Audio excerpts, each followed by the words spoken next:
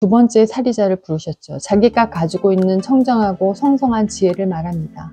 첫 번째 사리자요 하고 불렀을 때는 반야 바라밀다에 비친 오온의 공안 까닭이 무엇인지를 설함으로 해서 한 번 부르고 청정 성성한 지혜를 일깨워주고, 두 번째 사리자요 하고 불렀을 때는 오온이 공안 입장에서 보면 어떻다는 것을 설명해주고 다시 한번 청정 성성한 지혜를 불러일으킵니다.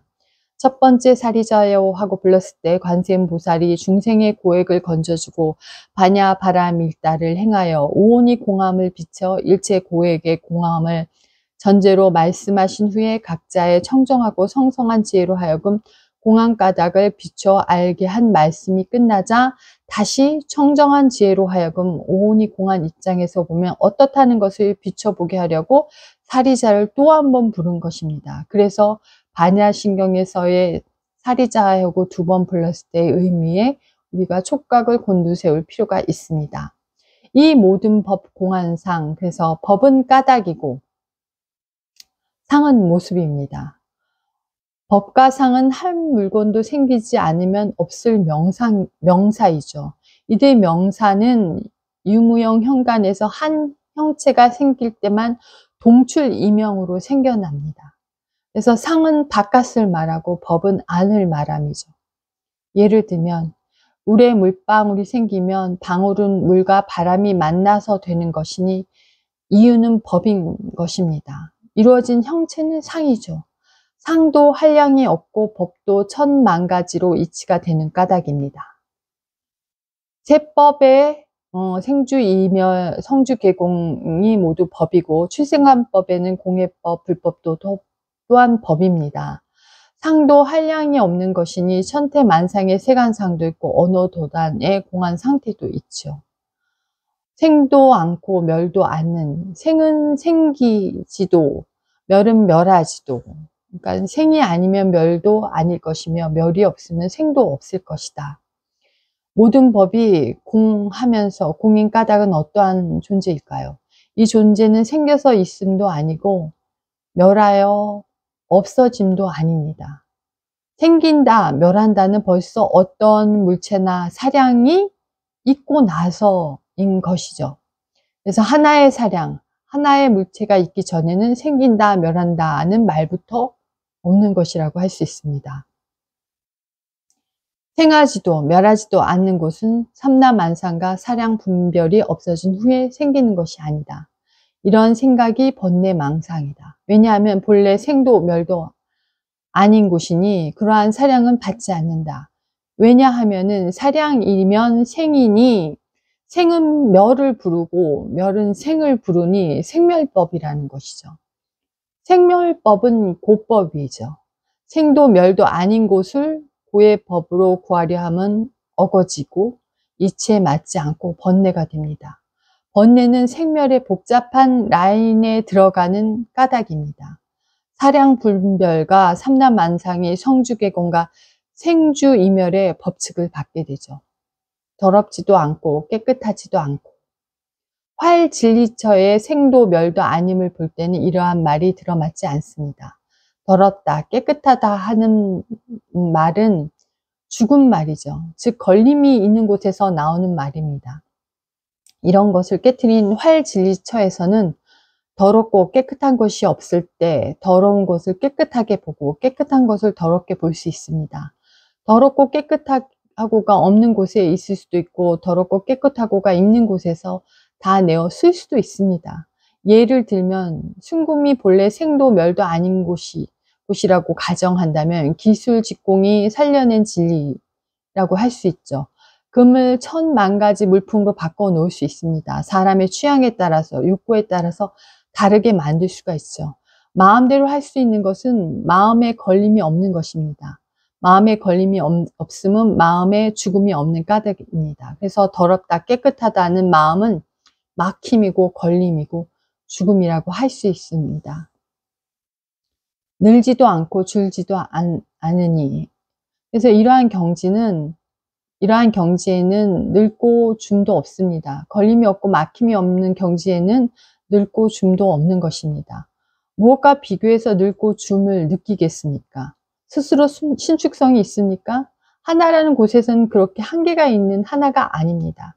한계가 있으면 한계처와 비한계처가 있으니까 둘이고, 신축성이 있는 모양이 있으니 늘고 줄어드는 것이니까 이것은 둘이죠. 하나에서는 늘고 줄어듦이 없는 것을 말합니다. 이런 까닭의 공 가운데 일체 고액을 건너라. 이전에는 이 법의 공함을 말하고 수상행시 역시 이러하리라 까지는 이 법이 공한 이유를 말한 것이고, 늙고 줌도 아니다 라고 말한 것은 이 법이 공한 모양을 말한 것이고, 얻을 바 없으므로는 이 법이 공한 이유를 말한 것입니다. 그래서 보리살다부터 안욕다락 삼약 삼보리를 얻나니까지는 이 법이 공한 공덕을 말한 것입니다. 그래서 짐짓 반야 바람일다를 설하노라부터 모제사바하까지는 이 법의 공함을 알고 저 언덕에 가는 요체를 말한 것입니다. 그럼 공이란 어떤 곳입니까? 본래 청정하여 생각으로 얻을 수도 없고 말로도 표현할 수 없는 곳입니다. 왜 그러냐 하면 나부터가 공인이 다시 생각하고 알려고 하면은 공인 나는 벌써 깨지는 것입니다. 왜 그러냐 하면은 공으로부터 공을 알려 하면 벌써 둘이니 공은 깨졌다고 할 수 있습니다. 공은 하나도 허용하지 않아서 공은 둘이 아닙니다. 공은 생각도 말도 아니고, 즉 말이면 둘, 셋, 넷까지 막 되는데 내가 있고 공이 있고 말이 있고 말할 상대까지 있는 연유이죠. 이렇게 되면 4대 오음과 18개가 판을 치고 있고 12연계의 궤도에서 사성제법의 고를 면하지 못하는 중생이 되는 까닭입니다. 색 없고 수상행식도 없고, 그래서 공이라는 것은 이 가운데에는 이 몸이 본래 없다는 것입니다. 왜 그러냐 하면은 이 몸은 지수와 풍의 조화된 모습이며 빛깔이며 허망하며 변별인 까닭입니다. 허망은 공이고 변별은 공의 행동입니다. 이 몸이 공인 바에는 이 몸에 딸린 눈, 귀, 코, 혀, 몸, 뜻 같은 것은 헛된 이름일 뿐입니다.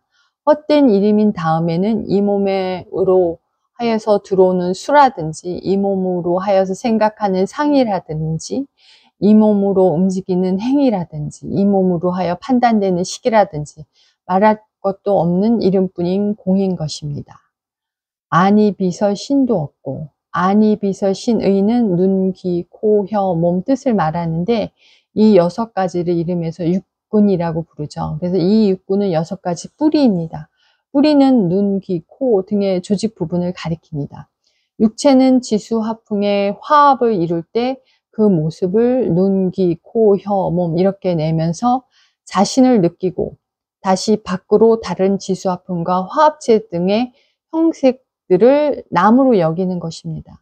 이렇게 상대가 될 때 받아들이는 작용이 생기는 것이니 이것을 뜻이라고 할 수 있죠. 이는 망작용에서 생기는 망각입니다. 눈, 귀, 코, 혀, 몸으로 들어와서 망작용을 일으키는 것이 망각인 때 뜻인 것입니다. 그 뜻과 오군이 합하면 육군이 됩니다. 육군을 뒤집어 보면 모두가 허망한 것입니다. 모두가 근본이 없는 모습과 빛깔의 모습인 것입니다. 허망한 것이 전도됩니다. 따라서 공인 몸에는 아니, 비서, 신의가 설 수 없습니다. 색성향 미촉법도 어때? 색성향 미촉법은 빛깔, 소리, 냄새, 맛, 접촉, 요량이죠. 이것을 합쳐서 육진이라고 부르죠. 육진이라는 뜻은 6가지의 티끌이라고 합니다. 티끌이라는 말은 육군에 상대되는 세계, 즉 경계, 즉 대상을 말합니다. 육진은 안근에서는 어떤 일체 형상의 그 모습과 빛깔이 안진이고, 이근에서는 일체 청탁, 고조, 원근 등의 음성이 성진이고, 비근에서는 일체가 향기롭고 구린 것 등의 냄새가 향진이고, 설근에서는 일체 달고 쓴맛이 미진이고, 이제 신근에서는 일체 차고 덥고 부드럽고 껄껄한 것이 촉진이고, 의근에서는 일체 요량 분별이 법진인 것입니다. 이것을 상대로 해서 생기는 판단이 육식이라고 할 수 있습니다. 육진은 육군으로 해서 생기는 것이니 육군이 없어지면 육진은 무엇을 대상으로 삼을지 모릅니다. 어떻게 인정될지도 모릅니다. 따라서 이미 육군이 서지 못하므로 이것에 대립되는 육진이야 말할 것조차 없습니다. 이런 까닭에 본경에서는 색성량 미촉법이 없다는 것입니다. 안개 없이 의식계도 없습니다. 안개 의식계라고 하면 그 육식을 말합니다. 육식은 안식, 이식, 비식, 설식, 신식, 의식이니 식이란 아르마리를 말합니다. 육식은 육군이 육진을 대할 때 안으로 생기는 아르마리를 말합니다. 안식은 아니고 육진은 밖에 있으므로 육군은 중간입니다. 이 셋을 합쳐서 18개라고 합니다. 18개는 모든 악법의 공모자이고 통로선이고 보통 안개에서 생기는 것입니다. 인류의 모든 악업은 이 안개 등에 통해서 자라납니다. 이것을 없애자면 이런 통로를 먼저 막아놓고 제거하려면 안근의 근본을 살펴보고 근본을 살피자면 육진, 육군, 육식이 본래 허망한 줄을 알아야 합니다. 이를 알자면 본래 공을 드러내어야 하고 공을 드러내면 반야로 자아를 반조해야 합니다. 이 반조하자면 바람일다 정에 들어가야 되고 이 정에 들자면 심경을 또 자세히 알아야 된다는 거죠. 그래서 무명업대, 무명다함이 역시 없으며 무명은 밝음이 없다로 본래 청정한 자성의 미혹한 현상입니다. 12연기는 무명부터 시작합니다. 무명행식, 명색, 육입, 촉, 수, 애, 취, 유, 생, 노사입니다. 무명은 밝음이 없음을 뜻하죠. 본래 영묘한 자성이 최초로 무슨 이유로 밝음을 잃은 모양입니다. 이를 무명혹이라고 합니다. 행은 행동입니다. 무명으로 생기는 동작입니다. 즉 무명무질, 그 형상도 바탕도 없음의 망견, 망동, 망령되의 본과 움직임이니 이는 무명혹으로 인해서 한 업장이라고 말할 수 있습니다. 식은 아르마리입니다. 업력 행동에서 망령된 아르마리를 낸다고 할 수 있죠. 중생의 업력으로 말하자면 중생은 자성의 밝음을 잃은 자이고 즉 무명된 자입니다. 중생은 무명혹에 와서 무명혹으로 돌아다니는 것입니다. 이를 윤회라고 합니다. 본 자성의 밝음을 찾기 전에는 면할 수가 없습니다.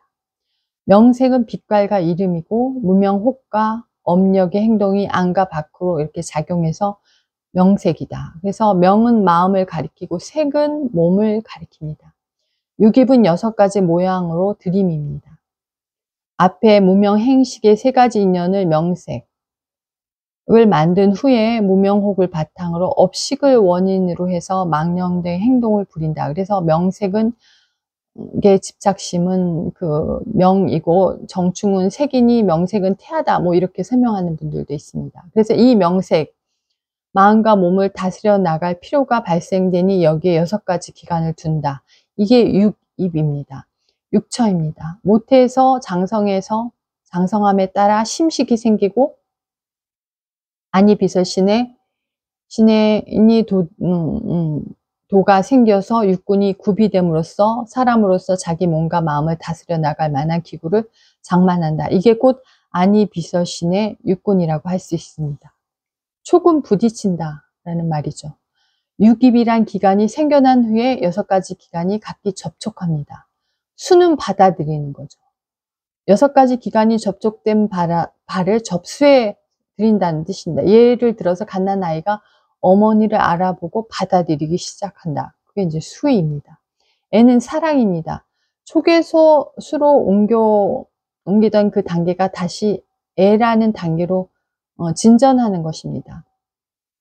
예를 들면 어머니 낯을 익히던 아이가 다시 웃기 시작하면서 응어리를 하는 단계라고 할 수 있습니다. 취는 취착심입니다.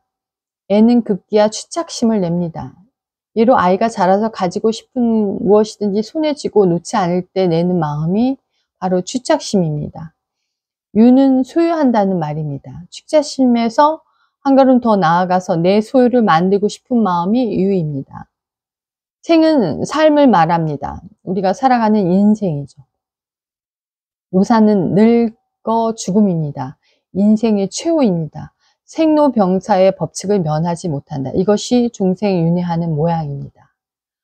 중생의 근본은 불각이고 중생이 된 시초는 무명입니다. 무명은 재행을 하고 18계를 청하여 노사를 오게 하죠. 이 노사는 거듭거듭 다시 무명의 경로를 밟으면서 되돌아 들어가는 것이 바로 중생의 윤회입니다. 이것을 잘 관찰해서 무명만을 없애면 18계이니 죽음이니 하는 뿌리 없는 지엽이 함께 없어질 수 있습니다. 그러면 무명이란 어떤 존재입니까? 공도 공이어서 공인 이 몸이다 라고 할 수 있습니다. 공은 천태만상으로 활 동작을 보입니다. 산 동작을 보입니다.